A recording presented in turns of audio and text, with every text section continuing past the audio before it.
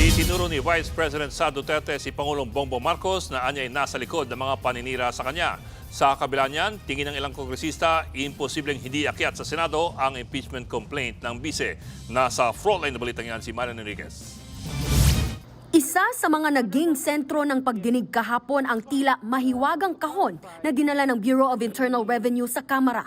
Naglalaman niya ng mga income tax return ng mag-asawang Vice President Sara Duterte at Attorney Mans Carpio. Pero ang mga kongresista na pagdesisyonang hindi ito buksan. Giit kasi ng BIR, sa ilalim umano ng batas, pwede lamang itong ilabas in aid of legislation at sa loob ng executive session. Pero kahit pa hindi nabuksan ang kahon ng BIR, sobra-sobra na raw ang lumabas na mga ebidensya para iakyat sa Senado ang impeachment case ng bise. The AMLC report, pag binangga mo dun sa SALN, it says a lot of things.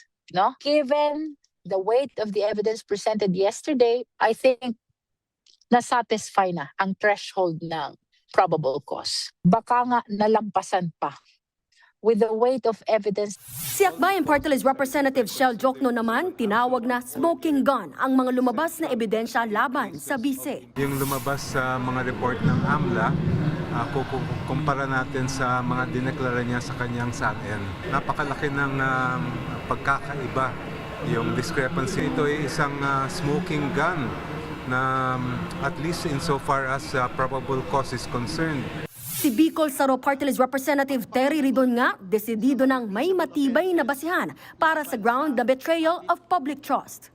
Yung 1.5 billion na pumasok doon po sa kanya pong account over the course of several years, sobrang layo po nito doon sa 88 million net worth. Doon pa lang po mabigat na batay na po para ho ma-establish yung probable cause over unexplained wealth.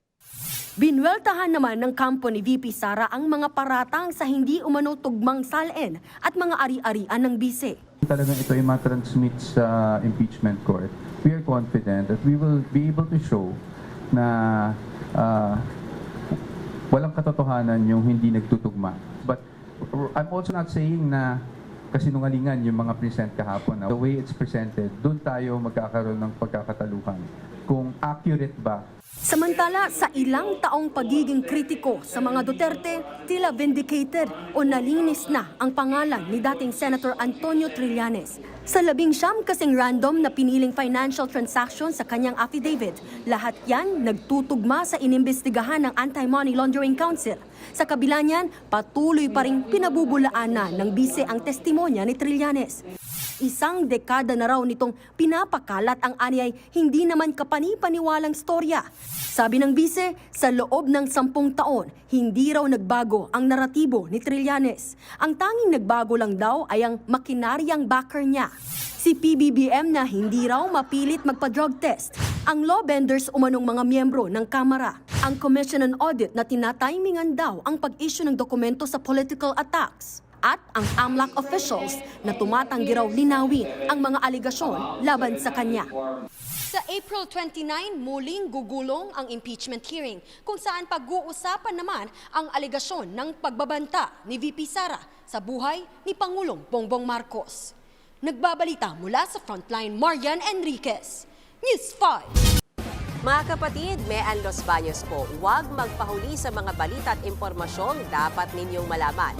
Para sa mas malawak na balitaan at diskusyon, mag-follow at mag-subscribe na sa social media pages ng News 5.